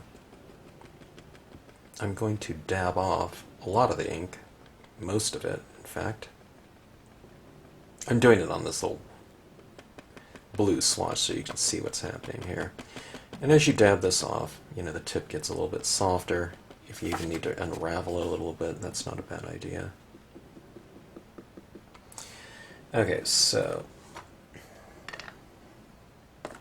Oh, I forgot I had this Uniball Signo one. I did all these little glowing things in white. I was thinking green, but when I've done it in my shuttle art green, I tap over that white, or the shuttle art, it just disappears completely. It just dissolves it.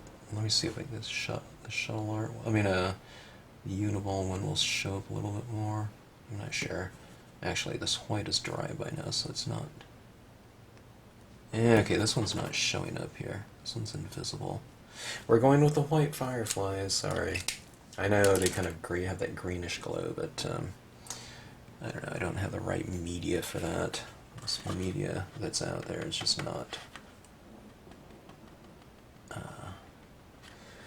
to my standards of, you know, kind of permanence. So anyway, okay, let's see if I can get this showing a little bit. Okay. Just lightly dab on the top of some of your little established little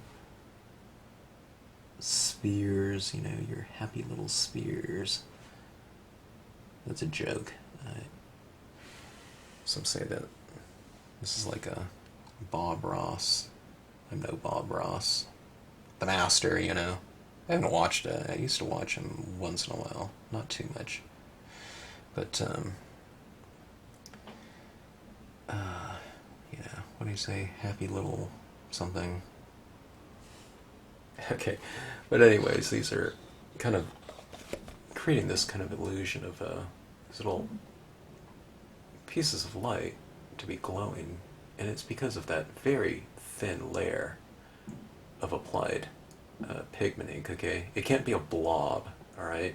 So what happens is you want there to be barely any kind of change with a couple taps. See, a couple taps you can't see anything, but it's only through that repetitive tapping, okay? So don't rush it, you know, like, oh, I can't see it with one tap. Blob, okay? If you do get a blob, just wipe it right off, okay? It'll come right off. But I'd rather not have to remove anything if I don't have to. So I just kind of build it up just nice and slowly. Usually one inking is kind of will suffice for the entire, you know, unless you have, you know, 1,000 fireflies or something like that. You should only have to do it once.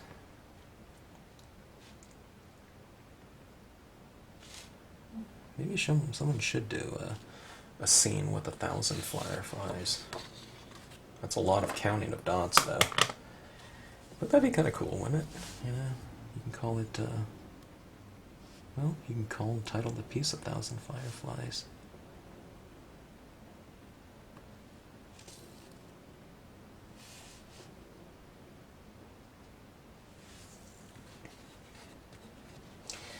Alright, so see these little glowing little spheres? Aren't those kind of cool? It's like nature's, I don't know, you know, those decorative kind of patio lights, you know, that you hang up underneath a, you know, a gazebo or something like that.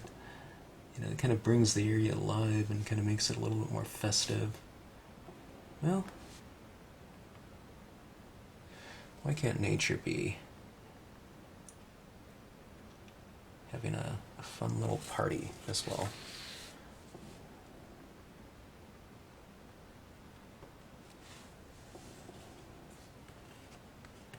Okay, let's create a little bit of continuity between, you know, surface and sky. I'll do a kind of a glowing star up here.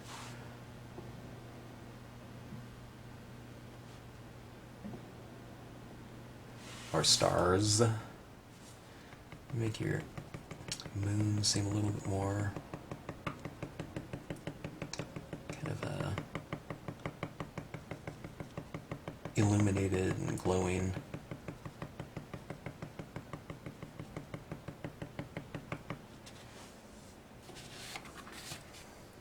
Alright, since I have this out, See this little area where dark meets light? Okay.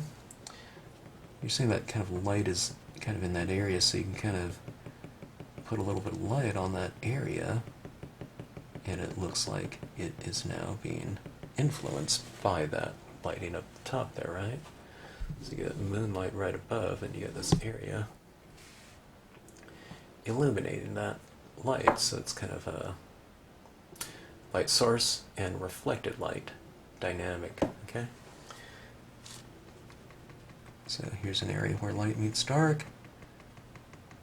Where dark meets dark, you wouldn't kind of illuminate something because you're saying that there isn't any light there, so don't put it over here, you know, kind of keep it in these areas.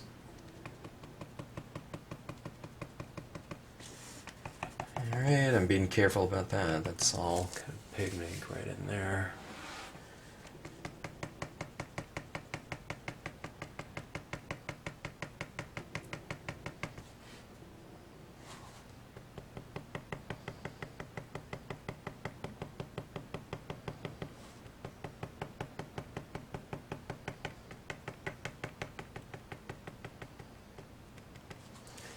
Alright, I think that is just about enough here. Whew. Boy. That is a crazy, crazy scene.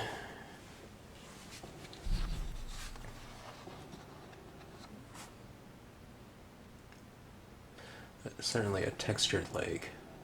There's my little fireflies enjoying the festivities. These are a little bit smaller off here in the distance.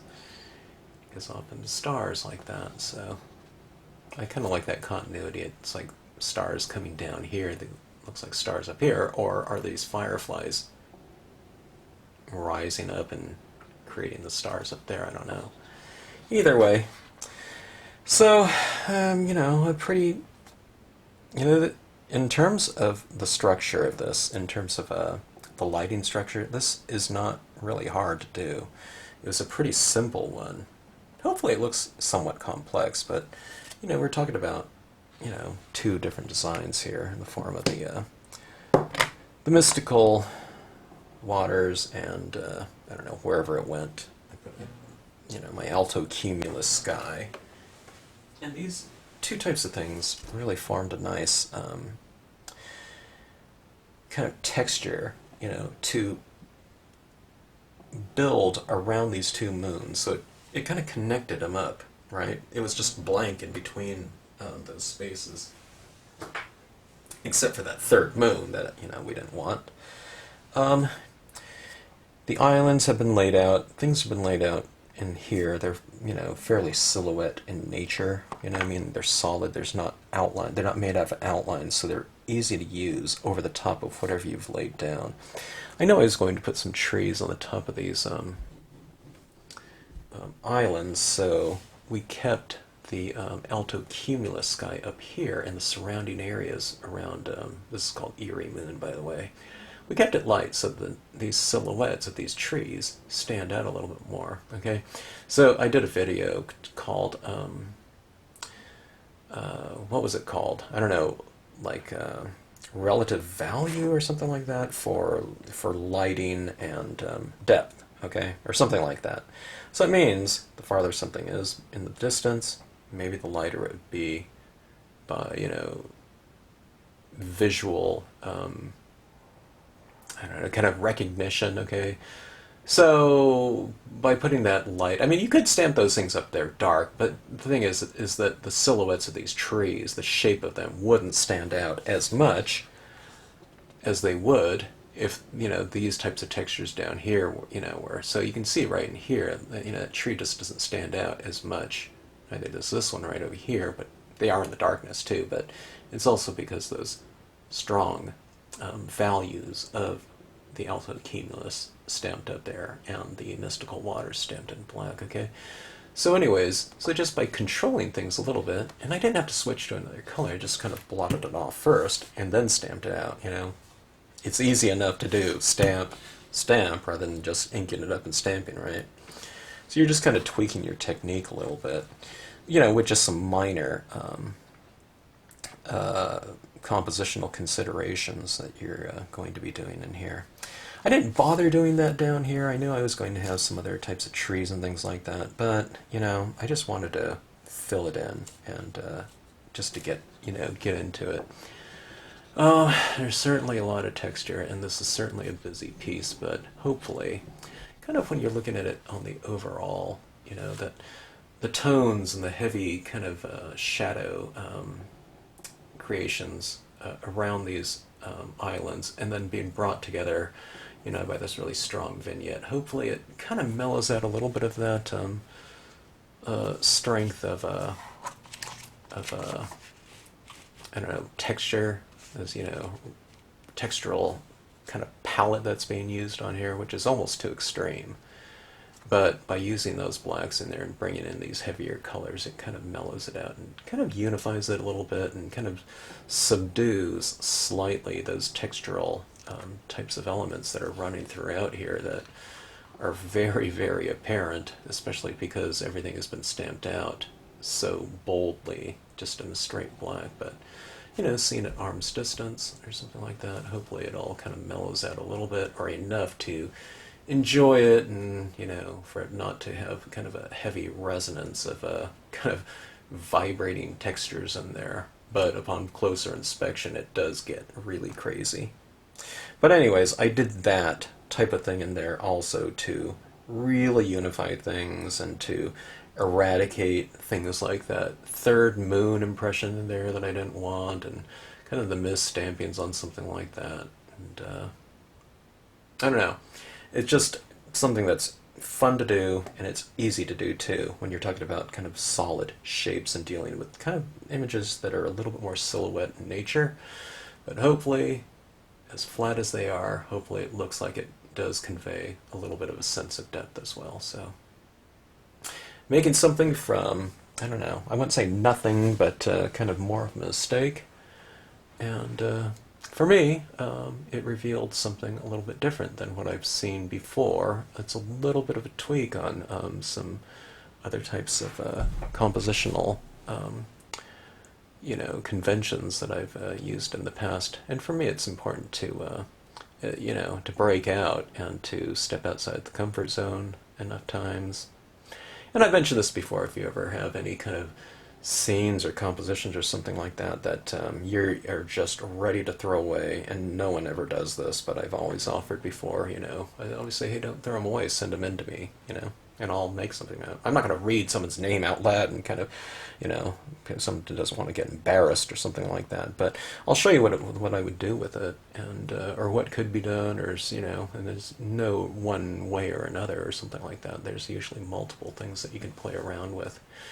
And this one right here, I'm thinking right now I would like some kind of brighter greens in here. I think that would look really cool too. So, all kinds of different aspects of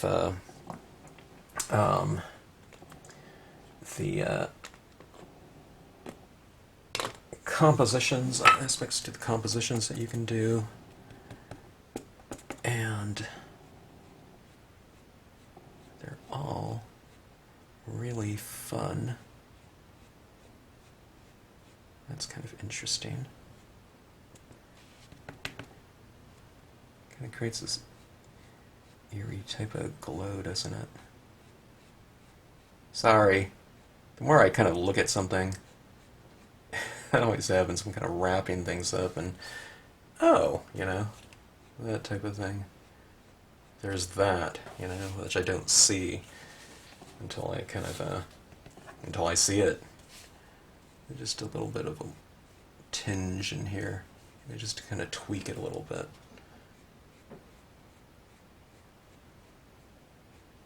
Okay, I need to be careful with that black.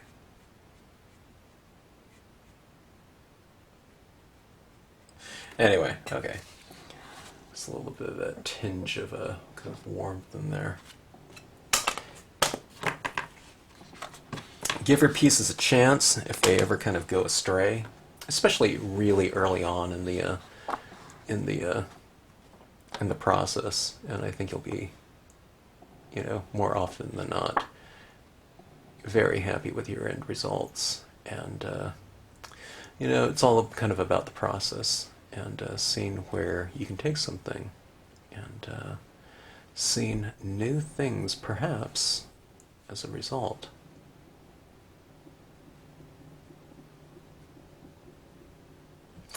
Thanks for tuning in. Hope you enjoyed it.